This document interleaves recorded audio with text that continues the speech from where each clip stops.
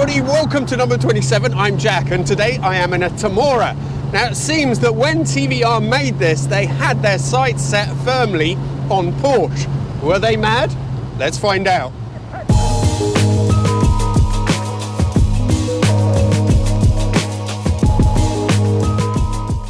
The Tamora is the car that replaced the Chimera and the Griffith. It's based on the Tuscan and uses the same steel backbone chassis, but with the smaller engine. Now the range of TVRs at this point in time was a little bit bewildering, but I believe that this was their attempt to try and tempt people out of Porsche Boxsters. In 2001, this cost exactly the same as a Boxster S, £38,000, but for that money, you got loads more power, 350 versus 250, lighter weight, 1060 versus 1250, so almost 200 kilos lighter. Massive performance. Unfortunately, you also got TVR quality and reliability. Now, it seems that at this point in time, TVR were releasing a car like every 2 weeks. Such was the frequency of what they were doing, they didn't really have organised part numbers for everything. So if you're a dealer, you might well order a sun visor and end up with a starter motor instead. It was not unknown for owners of these cars to suddenly find out that they actually had a 4-litre engine. So the 3.6s at times were a little bit in short supply. Being TVR, if that was the case, they might just put in a surprise 4-litre. This one though, is the normal 3.6. Let's take a quick look. Now the engine is an Al Melling design, the same guy who did the Suzuki GSXR 750 of the 80s. Now it's a bit of a mouthful, so I'm going to have to read through the specs. It's an all aluminium, twin cam, 24 valve, finger and follower for the valve actuation, equal length tubular exhaust manifolds, and it's a dry sump. So basically, it's a race engine. Unfortunately, the specs of the original design were changed. This included removing some of the oil galleries going to the camshafts. This made it very fragile, and many have failed. Now you may well ask, well, why was that design changed in the first place? And there's a couple of options here. The first is that Peter Wheeler, who was at this point running TVR, wanted to save some money, so he simplified the design, made it easier to produce. The second, and the one that, knowing Peter Wheeler a little bit, I veer towards, is that he changed the design enough so that he didn't have to pay the costs and the fees to Al Melling. Either way, it was not a great idea. By now, most have been fettled or revised, so it's no longer such a big issue. Interestingly, this car has 50,000 miles, and yet it's always run perfectly without being touched. It's also worth remembering that the Speed 6 is actually the highest power inline-6 naturally aspirated engine ever produced. Let's have a quick chat about the styling. When it first came out, it wasn't universally adored. Seeing it here today in the flesh, I do think it's a pretty car. From the back, admittedly, it's a bit bulbous and it's perhaps not its best angle. But overall, it's quite a nice looking thing. You can see the heritage coming from the Griffith as well. Now, one of the great things about TVRs is the lack of driver aids, and this doesn't disappoint. Yes, it has power steering, but there's no ABS, and there's no traction control. Let's see how it feels out on the road. It is sunny, but it's also cold today, plus it's quite windy, so to try and make sure we can get proper sound in the cabin, we'll run it, not with the roof, but with this rear sort of section in place. As is normal for TVRs of this era, to open the door, there's a button under the mirror. I love the start-up procedure on these.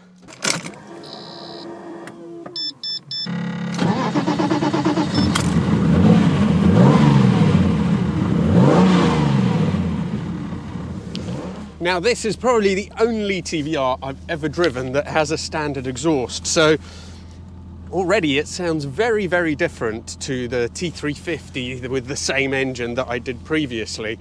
Now they have floor hinged pedals, and on this one the clutch, when you're maneuvering anyway, I find a little bit odd to use. It's a little bit of a stretch even now. For everything else though, the driving position is just awesome. Straight away, the little gear lever there, it's so short and stumpy, and it's perfect for a sports car. I really, really like that.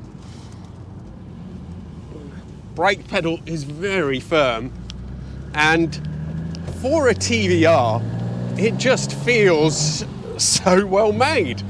I think we don't often give enough credit to the seats in giving you the first impression of what a car feels like. Now, when I got in this, all the seat just feels solid, so immediately you're off to a good start. All the surfaces here are also quite well tied down. It's really very un-TVR-like.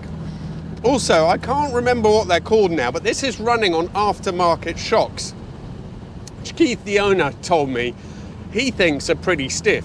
So far, at these slow speeds as well, where it's usually much worse, I'm finding the ride brilliant.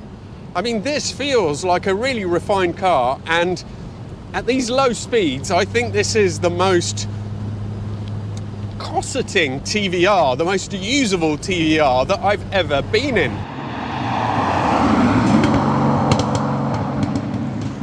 I'm literally just bumbling along at 40 miles an hour, and I could pretty much do this all day. The engine, can't really hear it. There's a little burble in the background, but it's not intrusive. You're comfortable. The interior, as I said, feels solid. It's let down by details, like you have a sort of a wood screw there holding this panel in. But otherwise, it's quite well screwed together, this one. It's one of the better, I think, along with the other T350 and the Cigaris, it's one of the better ones that I've been in. Now, it was bizarre, some of the choices that they made at this point in time. You know, you just had a mixture of cars that were all doing very similar things. One thing I can say is that the roof on this is very easy to use. Normally, it's one single panel.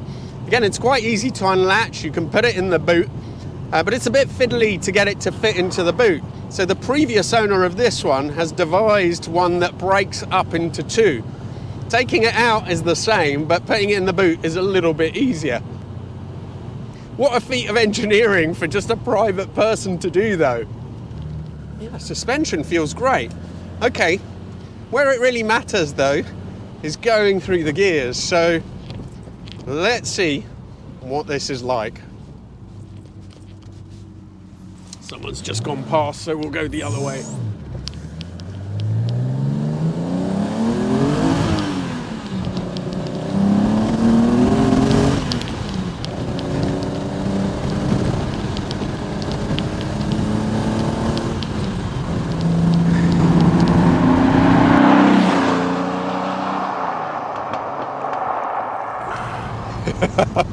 I take back everything I said earlier on.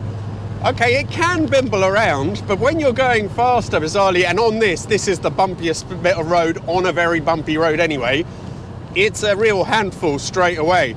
As soon as you rev it, it just kind of gets a bit of an edge about it. So it does remind you a bit more of some of the other TVRs, but that wasn't the right place anyway to take it through the gears because it's just too bumpy, that bit of road. Let's talk about some other stuff and we'll get back to the engine and everything else. So in terms of the shape of this dash, by the standards of TVR, it's really quite unadventurous. I like it, and it still has some of the mad detailing, like the ventilation controls, which are awful in terms of ease of use, but they look really nice and I love them. They have little LEDs to show you what level you've got.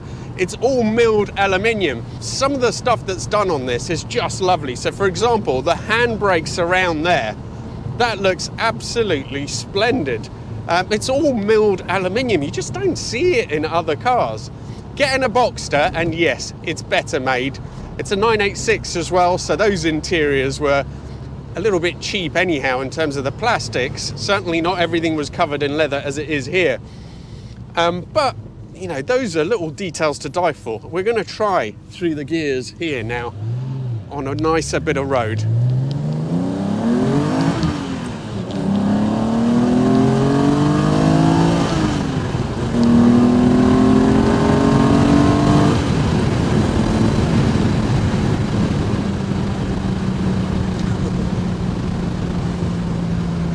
It's plenty fast enough, even in 3.6, guys. You just don't need any more.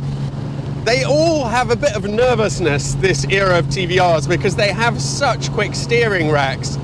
This is tamed in comparison to the Tuscan, but it's still a little bit too edgy for me. I'm not sure what this car is running, so I know that it has 18-inch wheels, and I think their standard they came with 16s. My instinct is that that's what's causing that little bit of nervousness right at the edge. It's just a little bit unstable on the straight when you have the power down. We'll do it one more time because we have to turn around anyway.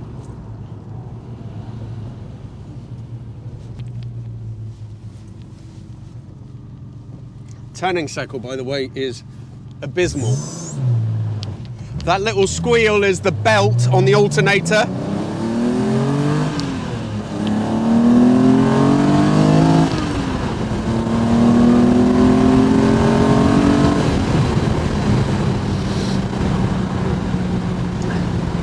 Keith is aware of it and will tighten it, but just ignore it if you hear it every now and again. And we're back at 50 miles an hour. I'm quite tall, and the top of my head has been buffeted a little bit, but otherwise you could do this all day. The engine sounds normal. The moment it goes past about 4,000 RPM, it picks up pace and the noise changes, and you kind of realize that it is a TVR Speed 6 under there.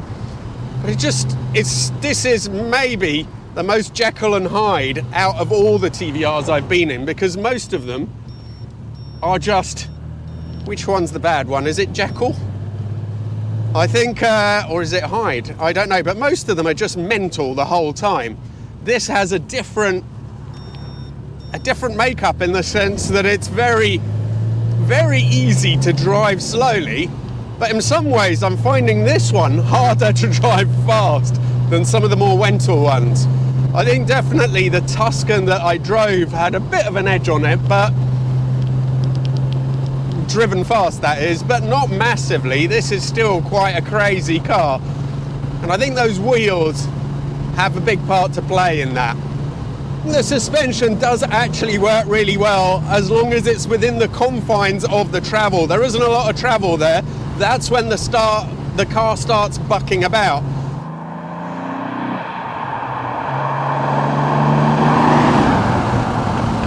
That throttle is such long travel. Now it is on all TVRs. That is the inbuilt traction control, but it feels even longer on this. Feels much happier on these little sort of twisty bits of road. It's just on the straight bits that it feels unstable. Here it's really pretty good. It steers with lovely accuracy, amazing feel from the front and the back. Here it is brilliant.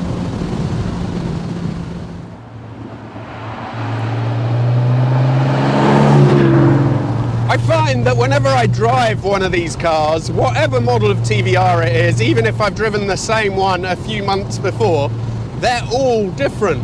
I mean, the standard exhaust on this, I think, makes a big difference to how it feels more generally.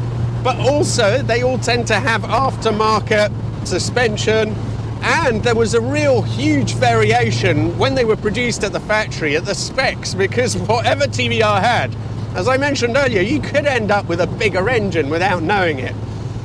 So there is a huge sort of variety in the way they feel. This has that TVR DNA. To me, it's easier to bumble around. You could go around like this all day. It's comfortable enough, it's slow, the engine is tractable at lower revs. But when you go for it, it's okay on these slower corners, it feels great. At high speeds, it's just a little bit unstable.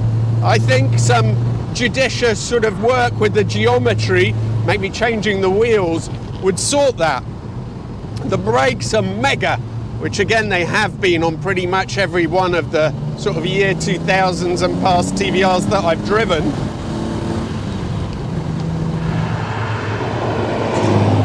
Now, if this has made you want to buy a TVR, and it really, really should, then if you have a look right now, I think there's about 4 which are for sale. 3 are up at 30. One of them I think is up at 24. In terms of mileage and stuff, I haven't seen a lot of difference. You need to check the chassis.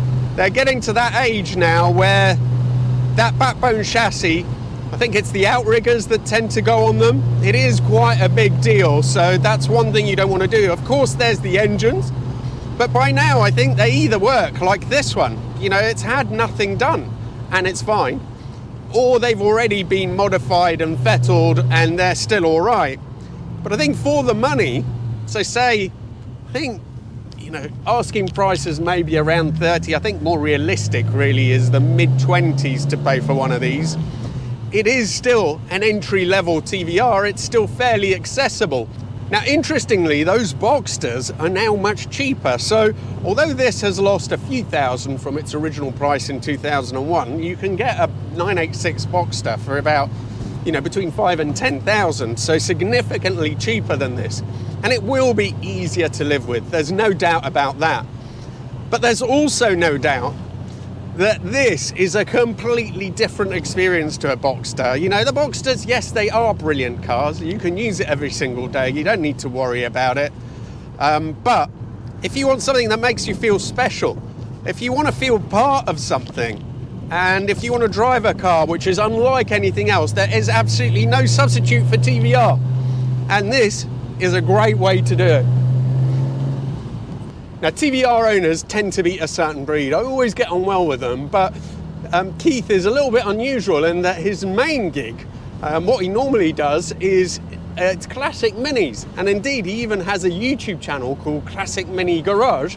So I'll put a link to that in the video description and a pinned comment. So do go and have a look if you're interested in classic minis. Very different to the TVR, but I guess they are British.